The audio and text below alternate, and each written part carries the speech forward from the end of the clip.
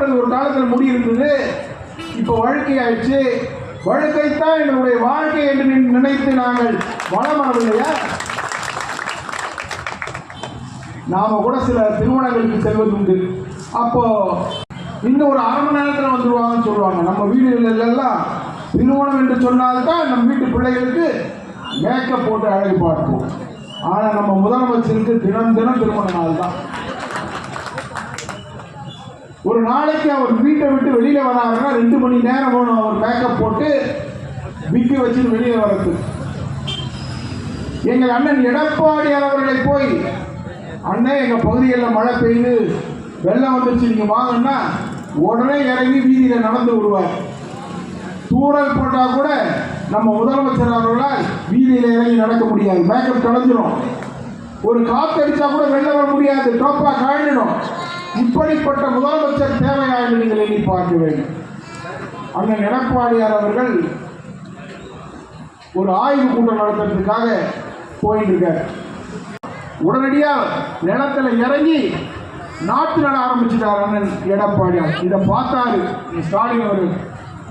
அடடா, அவர் இறங்கி வயலில் நாட்டு நட ஆரம்பிச்சிட்டாரு, மக்கள் மத்தியில் அவங்களோட மனசில் இடம் பிடிச்சிட்டாரு, நாமளும் மக்கள் இடத்துல சீன் போடணுன்ட்டு அவரும் விவசாய நிலத்தில் இறங்கினார். நீங்கள் எல்லாம் அந்த டிவியில் பார்த்துருப்பீங்க எப்படி இறங்கினார்.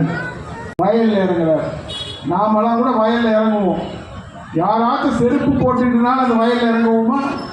சோறு போடக்கூடிய வயலை நாம் தெய்வமாக நினைக்கக்கூடியவர்கள். ஆனால் நம்ம முதலமைச்சர் அதை பற்றியெல்லாம் கவலைப்படுவது கிடையாது. இன்றைக்கு அவருக்கு நாட்டிலே நிலவக்கூடிய பிரச்சனையை பற்றி தெரியவில்லை. சட்டமன்ற உறுப்பினர்கள் எப்படி செயல்படுகிறார் என்பதை அவர் அறிய விரும்பவில்லை. கட்சிக்காரர்கள் எப்படி செயல்படுகிறார் என்பதை பற்றியெல்லாம் அவர் கவலைப்படுவதாக தெரியவில்லை. இன்னைக்கு சட்டம் ஒழுங்கு சீர்குலைவுக்கான காரணம் பெரும்பாலான திமுக காரர்கள் என்பதை இந்த நேரத்தில் தெரிவித்துக் கொள்ள கடமைப்பட்டிருக்கிறேன். பெரியவர்களே, நம்ம ஊர்ல கூட ஒரு எம்எல்ஏ இருக்கார். 2 தடவை தாம்பரம் நகரமன்ற தலைவர், 3 முறை சட்டமன்ற உறுப்பினர், 25 ஆண்டு காலம் அதிகாரத்தை தன் கையில வைத்திருக்கக்கூடிய ஒருவரால் மிகப்பெரிய சாதனைகளை, அதிசயங்களை, அற்புதங்களை இந்த தொகுதியிலே நிகழ்த்தி காட்டியிருக்க முடியும். செய்தாரா?